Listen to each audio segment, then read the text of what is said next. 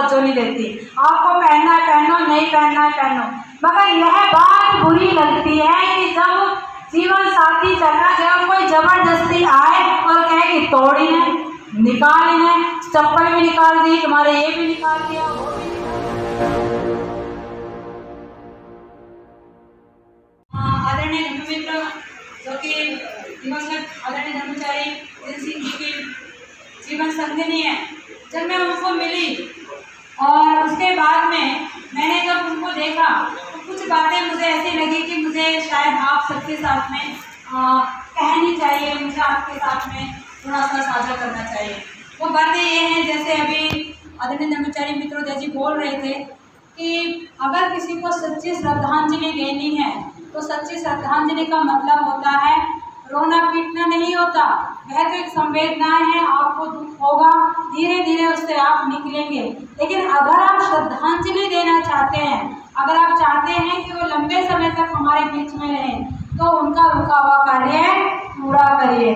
हाथ में हाथ धर के बैठे रहोगे तो वो श्रद्धांजलि देना नहीं हुआ, बल्कि वह फूहड़ता होगी और उस फूहड़ता से हमें बचना है। तो मैं महिलाओं के लिए कहना चाहूँगी कि जब भी कभी मृत्यु होती है तो हमारे समाज में या किसी भी इसमें मैं देखती हूँ कि जब कोई महिला अगर एक्सपायर हो जाती है किसी पुरुष की, तो कोई भी पुरुष जाकर ये नहीं कहता कि तू ये तार दे कपड़े, या तू वो चीज़ तार दे, ऐसा तार दे, वैसा तार दे। उसको कोई भी आके परेशान नहीं करता है।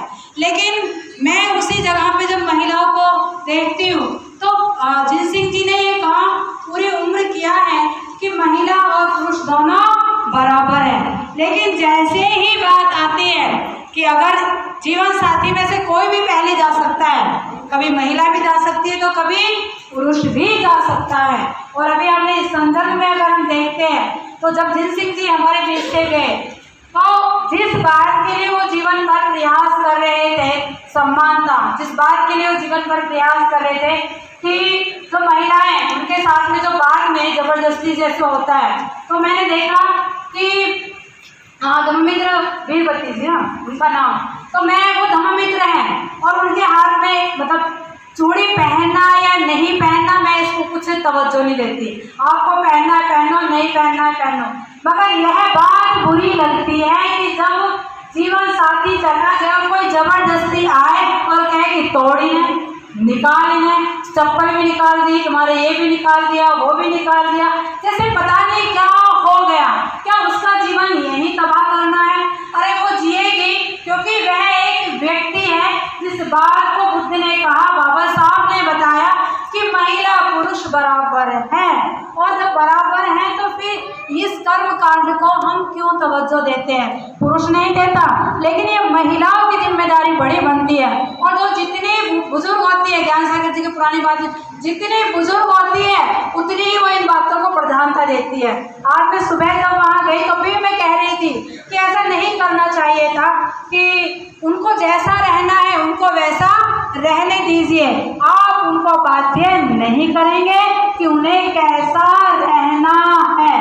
ये बाध्यता जो आप करते हैं, विशेष रूप से महिलाओं का ये पक्ष जो है बड़ा कमजोर है। बहनों, अपने इस पक्ष को जरा मजबूत करो, इस पक्ष को मजबूत करो कि हम भी आपके जैसे हैं। जाने के किसी के जाने के बाद उसको उसके साथ में जबरदस्ती करना, चूड़ियाँ तुड़वा देना, ये कर देना, वो कर देना, उसकी मर्जी है उसको क्या करना है क्या नहीं करना।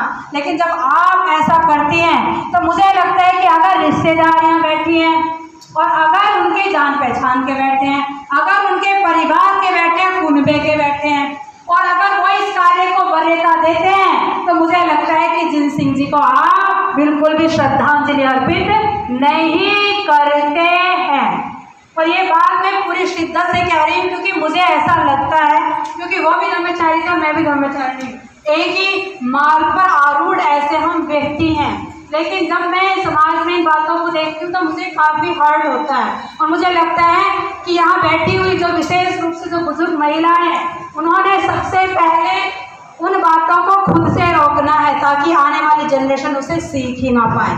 हमारी नई जनरेशन को हम इस तरीके से तैयार ना करें। मुझे बहुत अच्छा लगा जब दिल सिंह जी का आपको कंधा दे रहे थे, और एक शायद राजकुमारी जी उनका नाम है, जग रोशनी जी।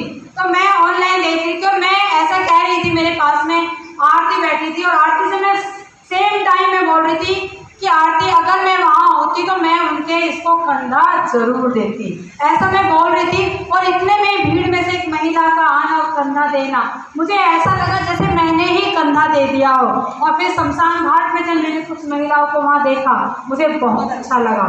ये मुझे लगा कि जहाँ वंचित कर दिया गया है तो सही में हम महिलाओं ने आगे आके उन क्षेत्रों में भी रहना चाहिए, क्योंकि बराबरी का है। हम क्यों घबराए उस मृत्यु से, हम क्यों डरे उस मृत्यु से जब मुझे भी होने वाली है। उन शमशान घाटों के रास्ते को जब बंद कर दिया, जाके खोल लो अपने लिए और बैठ जाओ, देख लो उस मृत्यु को जो हमें भी आने वाली है। उसे डरना नहीं है, उसको स्वीकार करना है। जैसे अभी मंजू कुमार जी ने कहा, जितना स्वीकार करोगे जिंदगी उतनी ही आसान हो जाएगी और बढ़िया ढंग से जीना सीख जाओगे। लेकिन जब मृत्यु से डरोगे तो मृत्यु और आपको डराएगी। तो बहनों, ये हमारी जिम्मेदारी है कि कृपया करके यहाँ पर जो आप लोग रहते हैं मोरना गांव में, तो मोरना गांव की जो महिलाएं हैं इन्होंने ऐसा किया, तो मैं तो ये मानती हूँ आपको नहीं पता था, आपने कर दिया। लेकिन शायद परिवार वालों को ये पता होगा कि जिन सिंह जी इस बात को स्वीकार नहीं करते हैं, फिर भी आपने किया है। तो मुझे लगता है कि आपको सोचने की कैसी श्रद्धांजलि हमने उनको समर्पित की है। तो आप आपके परिवार में पुनः ऐसी चीजों की पुनरावृत्ति ना करें, आप पुनः इस बात का रिपीटेशन ना करें। और यही हमें, मुझे लगता है कि उनके प्रति श्रद्धांजलि होगी। दूसरी बात ये मैं कहना चाहूँगी कि महिलाएं जो हैं, जब कोई चला जाता है तो बैठिए उनके पास में, धीर बंधाइए। ये नहीं कि बहुत जोर जोर से चिल्लाते हुए रोते हुए आते हैं और रोते हुए उस व्यक्ति को और रुलाते हैं। वहाँ बैठिए और कहिए कि कोई बात नहीं, जो हो गया वो हो गया, अभी मृत्यु को हम टाल नहीं सकते थे, परंतु हम आपके साथ हैं और हमेशा रहेंगे। इस दुख से भी आप जरूर उभरोगे।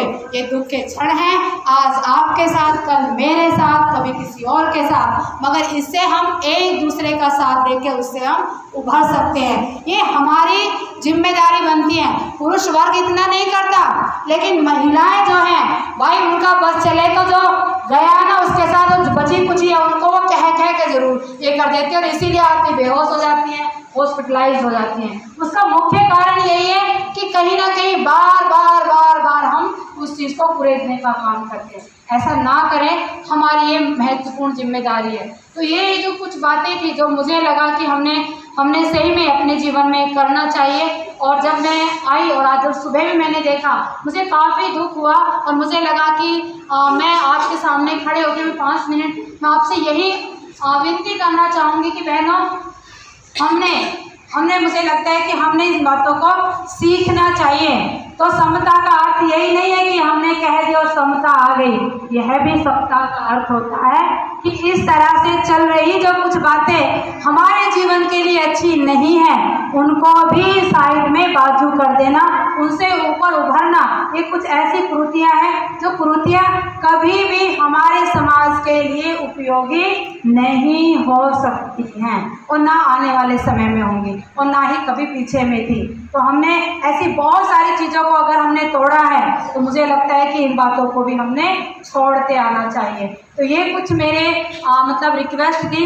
और एक रिक्वेस्ट और है, आपके मोरना गांव में एक बहुत सुंदर बुद्ध विहार है। इस बुद्ध विहार पे इन्होंने बहुत सारे कार्य किए हैं। उस बुद्ध विहार पे मुझे लगता है कि आपका भी नैतिक दायित्व बनता है कि कम से कम वीक में एक बार क्लास हो, आप लोग जाएं और जाके जब वहाँ क्लास करेंगे, जब जाकर आप वहाँ पूजा वंदना करेंगे, तभी आपका आना, श्रद्धांजलि देना, पुष्प अर्पित करना साध्य होगा। नहीं तो ये सारा का सारा कहना नहीं चाहिए कर्म कांड होगा कि हमें जाना था, हम चले गए, पुष्प अर्पित करना था हमने कर दिया। मगर सच्ची श्रद्धांजलि तब होती है कि आप चले गए और आपके कार्य को हम जिंदा रखेंगे। जब तक सांस में सांस है, आपके आपके कार्य के साथ एक रूपता हम उसके साथ में लाएंगे और हम आपके कार्य और मैं अलग अलग नहीं रहेंगे। तो परिवार के सदस्य हों, रिश्तेदार हों या कुटुंब खानदान हो, तो मुझे लगता है कि हम सब यहाँ आए हैं तो इस प्रकार से एक श्रद्धांजलि के तौर पर हम उनको अपनी सच्ची श्रद्धांजलि अर्पित करें। वो धार्मिक योद्धा हैं तो हम भी धार्मिक योद्धा बनने की तैयारी करें। कठिन मार्ग जरूर है, लेकिन जैसे उन्होंने कहा ये मार्ग और उत्तम मार्ग है और यही मार्ग है जिस पे जाकर जीवन अच्छा और श्रेष्ठ बन सकता और सुखमय हो सकता। तो मैं धन्यवाद देना चाहूँगी मित्रोदय जी का, क्योंकि समय हो रहा था और मुझे लगा कि अगर 5-7 मिनट अगर